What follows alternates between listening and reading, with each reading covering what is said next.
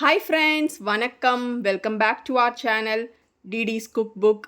இன்றைக்கி நம்ம சேனலில் நம்ம எல்லாருக்குமே ரொம்ப பிடிச்ச இந்த குலாப் ஜாமுனை எவ்வளோ ஈஸியாகவும் சில டிப்ஸோடவும் நம்ம பார்க்க போகிறோம்.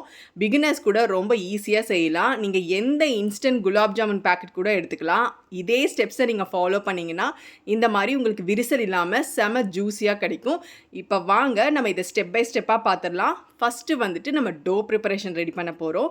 ஸோ இன்றைக்கி நான் வந்துட்டு கிட்ஸ் பிராண்ட் யூஸ் பண்ணி தான் இந்த குலாப் ஜாமுன் நான் செய்ய போகிறேன். இது வந்துட்டு 200 கிராம்ஸ் பேக்கெட். இப்போ இதை இந்த மாதிரி ஒரு பெரிய பவுலில் மாற்றிக்கலாம். சின்ன பவுலாக எடுத்திங்கன்னா உங்களுக்கு பிசையிற கஷ்டமாக இருக்கும். அதை இந்த மாதிரி லைட்டாக உதிர்த்து விட்டுட்டு நம்ம இதை பால் சேர்த்து நல்லா பிசைய போகிறோம். இதுக்கு தண்ணி கூட யூஸ் பண்ணலாம். ஆனால் பால் சேர்க்கும்போது ரொம்ப ரிச்சாகவும் சாஃப்டாக இருக்கும். ஸோ இன்றைக்கி இந்த 200 கிராம் பேக்கெட்டுக்கு 100 இல்லது 120 ml தண்ணி இல்லாட்டி பால் ஊற்றி நல்லா இந்த மாதிரி கை விட்டு பிசைஞ்சிக்கலாம். என்னடா டோ சேர்க்கலை அப்படின்ட்டு நினைக்காதீங்க. இது நல்லா ஊறின பிறகு நம்ம வந்துட்டு பால் பிடிச்சிக்கலாம். இப்போ இது நல்லா ஊறட்டும். ஒரு 15 நிமிஷம் ஊறணும்.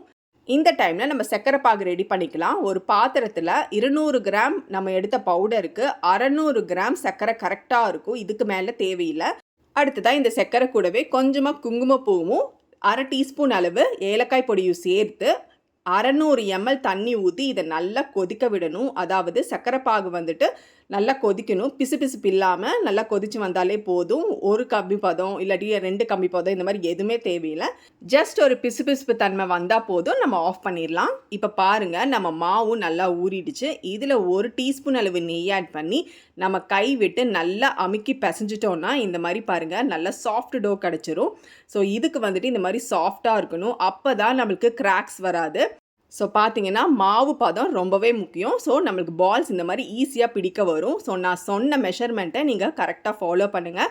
நம்மளுக்கு இதில் 200 கிராம் பேக்கெட்டுக்கு நம்மளுக்கு 35லேருந்து 40 பால் பண்ணலாம். சைஸ் வந்து நீங்கள் கூடவோ குறைச்சிக்கவோ செஞ்சுக்கலாம். கடைசி ஸ்டெப்பாக நம்ம இதை ஃப்ரை பண்ணணும். அதுக்கு பாருங்கள், ஆயில் வந்துட்டு ரொம்ப மீடியம் சூடில் தான் இருக்கணும். ஹை ஃப்ளேமில் வச்சு செய்யாதீங்க. இதில் வந்துட்டு 10 போல் பாலை போட்டுட்டு நம்ம வந்துட்டு இந்த மாதிரி கலர் மாறுற வரைக்கும் நல்லா ஃப்ரை பண்ணி எடுத்துக்கணும். இந்த கலரில் நம்ம ஃப்ரை பண்ணி எடுத்துக்கிட்டோம்னா உள்ளேயும் சரி வெளியிலையும் சரி நல்லா சூப்பராக வெந்திருக்கும். இப்போ பாருங்கள், நம்மளுக்கு சிரப்பும் ரெடி, பால்ஸும் ரெடி ஆயிடுச்சு.